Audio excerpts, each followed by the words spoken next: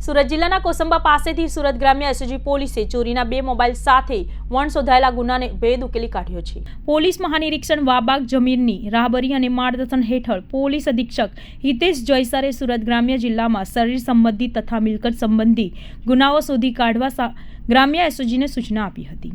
જે અનુસંધાને એસઓજી શાખાના પોલીસ ઇન્સ્પેક્ટર બીજી ઈસરાણીના માર્ગદર્શન હેઠળ એસઓજી પોલીસ કર્મચારીઓની અલગ અલગ ટીમો બનાવી સુરત ગ્રામ્ય જિલ્લામાં શરીર સંબંધી તથા મિલકત સંબંધી ગુનાઓ શોધી કાઢવા ટેકનિકલ એનાલિસિસ તથા હ્યુમન ઇન્ટેલિજન્સ દ્વારા તપાસ કરવામાં આવી હતી। તે સમયે પોલીસ ટીમે કોસંબા પોલીસ સ્ટેશન વિસ્તારમાં પેટ્રોલિંગમાં હતી। તે દરમિયાન એએસઆઈ કિરણસિંહ લક્ષ્મણસિંહ તથા હેડ કોન્સ્ટેબલ શૈલેષભાઈ ચંદુભાઈને મળેલ સંયુક્ત બાતમી હકીકતના આધારે કીમ 4 રસ્તા તરફથી પીપોદરા તરફ જતા સર્વિસ રોડ ઉપર જય અંબે વે બ્રિજની સામે ચોરીના કુલ 8 મોબાઈલ ફોન સાથે એક ઇસમ રાજા દુર્જન નાયરને ઝડપી પાડી આરોપી વિરુદ્ધ કાયદેસરની કાર્યવાહી હાથ ધરી હતી।